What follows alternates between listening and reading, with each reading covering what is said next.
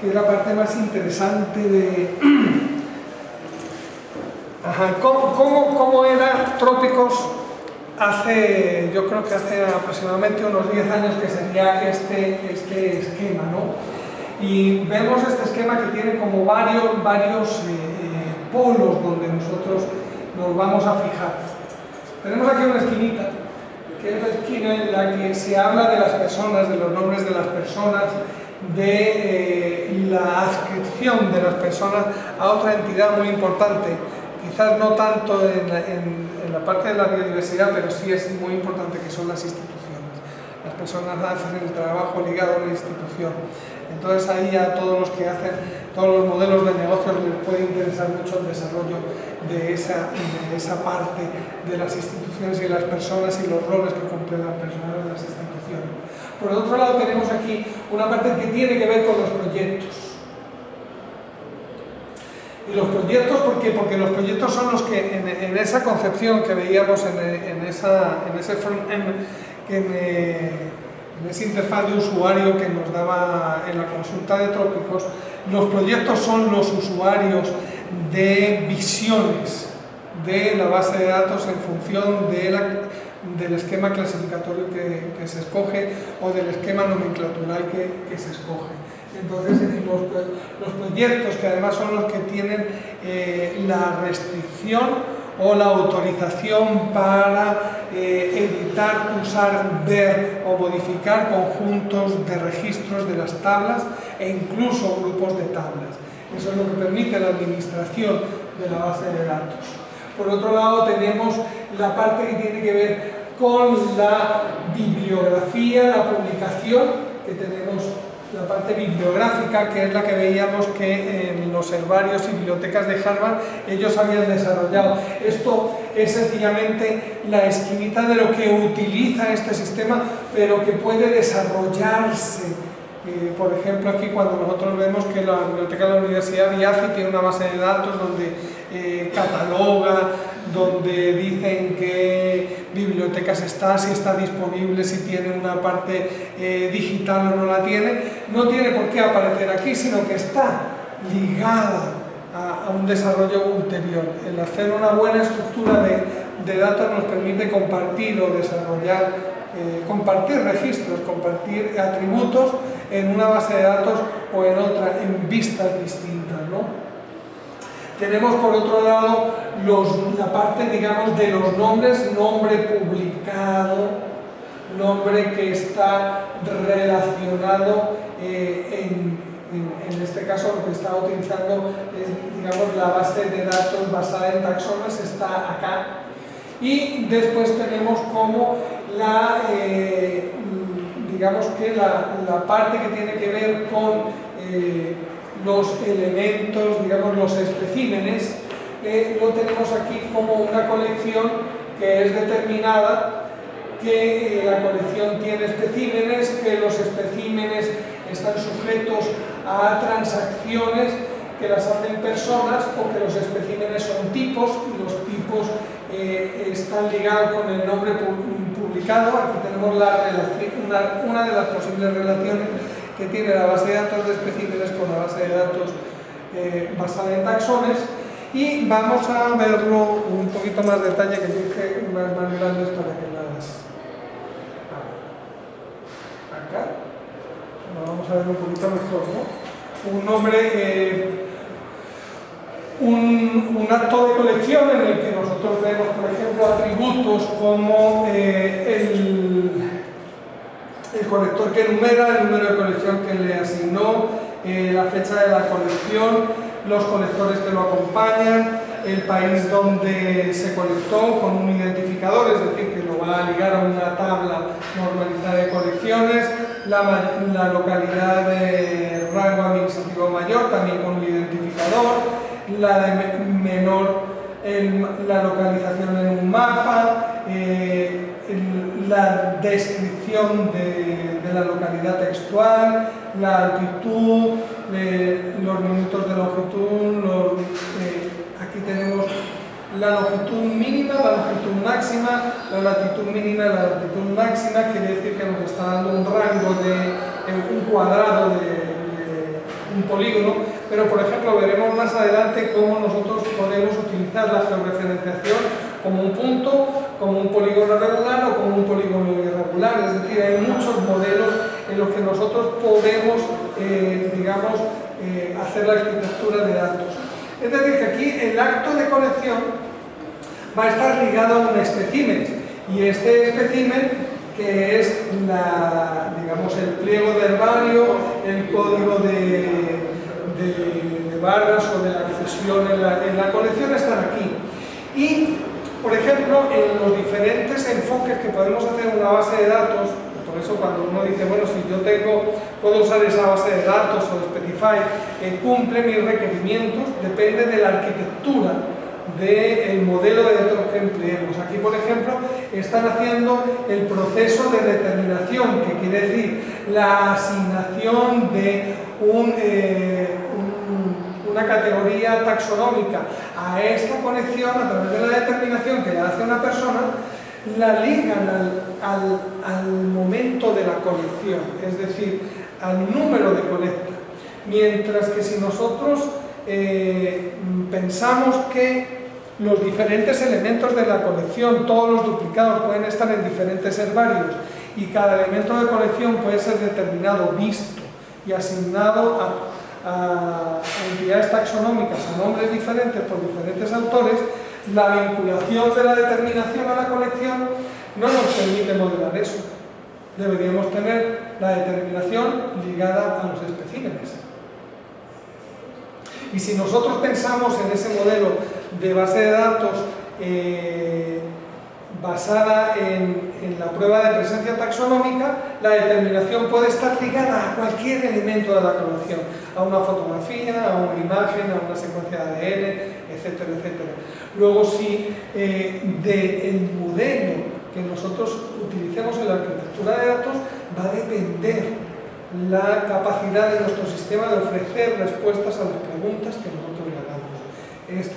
Esta arquitectura basada en acto de colección no permite registrar historias múltiples de determinaciones.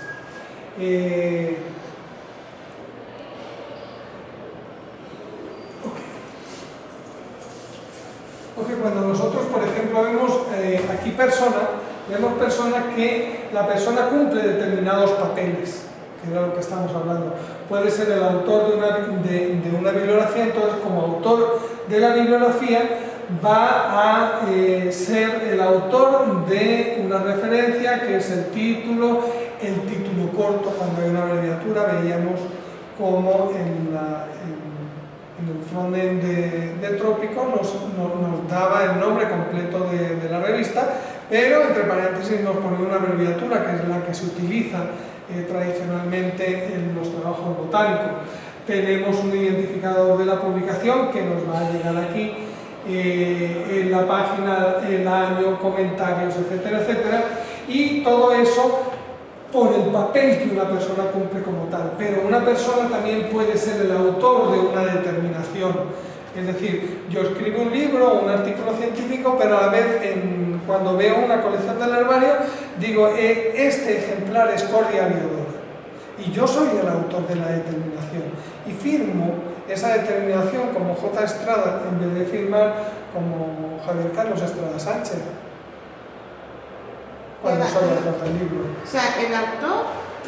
La persona puede ser autor de un trabajo bibliográfico, la persona puede hacer una determinación de un ejemplar de herbario, la persona puede hacer una transacción de un espécimen, es decir, mandarla en préstamo a otra institución. ¿Pero qué significa determinación? Determinación es asignar un nombre taxonómico a un ejemplar de herbario. O sea, que ese es en realidad el que hace la clasificación del... No, una clasificación es un árbol de categorías taxonómicas y su relación jerárquica entre ellas. O sea, este es el que va a ser la rama. Este es el que dice, es el que coloca un ejemplar en un cajón. No, es que, claro, ese concepto de clasificación, el hacer la clasificación, la jerarquía, para nosotros es clasificar. Y colocar un elemento del mundo real en un cajón de esos, en una de esas categorías, en un taxón, es el proceso de determinar. Entonces, la persona determina que esta colección pertenece a una especie determinada. La persona coloca un espécimen en una caja para enviárselo a otro herbario. La persona es el autor de un nombre publicado, es decir, describió una especie. Esa persona cumple diferentes roles. Por eso cuando yo les planteaba como uno de los temas desarrollar persona es una entidad que uno dice, bueno, ¿y por qué tanta importancia en una arquitectura de biodiversidad? Porque es que todo lo hacemos las personas. En realidad la biodiversidad es observada por las personas, es importante para las personas, es estudiada por las personas, es destruida por las personas. Todo lo hacemos nosotros. Entonces es una de esas clases que es esencial en cualquier base de datos de biodiversidad. Aquí estamos en otra de las grandes iniciativas. IPNI es el International Plant Index, es una base de datos en la que se recoge varias obras fundamentales antiguas. Cuando uno ve la historia de la humanidad, ve que diferentes civilizaciones, y luego la civilización occidental, diferentes nacionalidades o culturas representadas por los idiomas, han ido dominando el desarrollo del conocimiento occidental. El enciclopedismo francés, el enciclopedismo británico, el enciclopedismo germano y el español han tenido sus épocas, ¿no? Si nosotros vemos que el desarrollo de la botánica, de la biodiversidad, pues proviene, sus orígenes reales están de la época linneana, del siglo de 1753 para acá. Es muy reciente y ahí han pasado diferentes culturas. Quizás cuando comienza la recopilación de la información botánica de una forma seria, la comienzan los ingleses. Ellos crean una obra que se llama el Index Kewensis, de Kew, es el índice de todos los nombres de plantas publicados en el planeta. Son unos libros que publicaron en una forma de enciclopedia, terminaron hasta un año y después continuaron con una serie de fascículos en los cuales se recopila únicamente el nombre de la planta y dónde ha sido publicada y algunos datos muy breves, es como una lista, ¿no? Evidentemente el Imperio Británico pues, sucumbe ante la vigorosidad de la potencia emergente de los Estados Unidos, y en Estados Unidos se desarrolla otra iniciativa que es el Gray-Card Index, que toma las nuevas investigaciones en el desarrollo de la cultura norteamericana, ¿no? Y cuando comienza la época de las bases de datos, pues se fusionan esas dos iniciativas, el Gray-Card Index y el Index Kewensis, en esta iniciativa que es el International Plant Index. Es una digitalización de esas fuentes de información.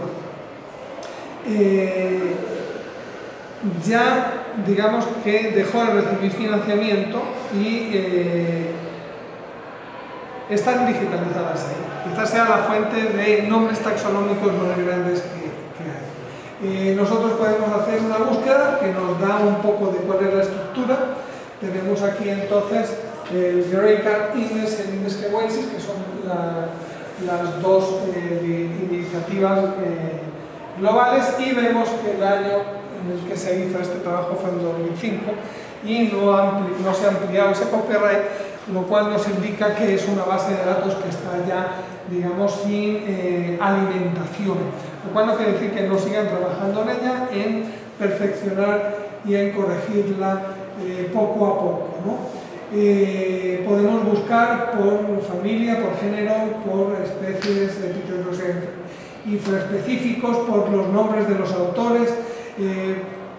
es muy similar la estructura de todas las bases de datos de nombres taxonómicos, y cuando buscamos Cordia, por ejemplo en este caso pusimos Cordia, nos aparecen nombres a diferentes niveles taxonómicos, desde género hasta especies y subespecies, sin que haya esa vinculación de un esquema clasificatorio. O sea, es un diccionario plano, no tiene pocas relaciones, solamente tiene relaciones, digamos que nombre de género con especies y la referencia bibliográfica donde ha sido publicada y la fuente de la que procede la información. Pero vemos que tenemos, por ejemplo, para Cordia Linneo, tenemos varios registros de ese nombre, lo cual nos permite, digamos, verificar la información de estas obras históricas, ¿no? También podemos buscar por autores y ahí tenemos una forma estándar, el país donde hizo su labor, es decir, la nacionalidad de la persona, como atributos básicos que se han registrado en la historia de la botánica de los autores de las plantas. Cuando nosotros buscamos, por ejemplo, los autores de Venezuela, pues tenemos ahí una lista no muy larga, y seleccioné a Giuseppe Bono, que es un botánico tachirense que hizo el catálogo de la flora del Táchira, para que veamos cómo es un registro de estas personas, y nos dice Bono Giuseppe, nombre y apellido, y nos dice el año en el que floreció. No es el año en el que nació, sino el año en el que publicó su primer nombre. Y está abierto no porque no se haya muerto, no sé, realmente el padre Bono no sé si sigue vivo, pero la base de datos no sabe qué es lo que pasó. Por eso también el otro día hablábamos de cuando uno define los datos, en bases de datos nosotros tenemos contenidos o valores para un campo que es que tenga un contenido nulo, que tenga un contenido en blanco, pero no hay otros contenidos, o sea, ese contenido no puede ser, es inaplicable, no puede ser nunca rellenado. Este contenido que tiene es un contenido supuesto, este contenido no ha sido codificado, pero podría serlo, o este contenido va a ser imposible codificarlo nunca. Es decir, nos faltan muchos estados de la no presencia de un dato en un atributo para que defina todas las posibilidades de no disponer de ese campo. O sea, no tenerlo ahí, tener abierto el final de la vida, puede significar que está vivo, o puede significar que desconozco el dato, o puede significar que no hay posibilidad de saberlo. Claro, va a llegar un momento en que después de que pase 120 años desde que floreció su actividad como botánico, que vamos a tener que suponer que está muerto. Pero no nos lo dice eso, lo tenemos que suponer. Y el sistema debería poder decir por qué ese dato no está puesto. Normalmente eso ya no entra dentro de la visión de la arquitectura de datos para la biodiversidad, sino que entra dentro de los criterios que en el desarrollo de un manejador de base de datos, en la naturaleza del dato. O sea, eso yo lo he hecho siempre mucho en falta en cualquier base de datos, que eso no puede funcionar, ¿no? Y entonces aquí nos dice, por ejemplo, un ejemplo de nombre publicado, pues va a buscar si él es autor de alguna planta. Sencillamente, él es un botánico que no ha descrito ninguna planta, es lo que nos está diciendo, pero ellos guardan ese registro que lo obtienen de unas bases de datos también que tienen en Harvard de los nombres de colectores de plantas. Si nosotros buscamos, por ejemplo, una publicación, yo puse ahí el título de la revista del Instituto Jardín Botánico, Plántula, y nos dice ahí el nombre de Plántula, el nombre largo de la revista y la publicación en la que está, y tiene muy poca información, la suficiente como para indicarnos hasta aquí llegamos hoy, pero ¿tendremos internet? Sí, en esa máquina hay internet. No, yo creo que lo dejamos hasta aquí. Sí, mejor, porque si nos vamos a poner a... En realidad lo que me faltó es mostrarle lo que...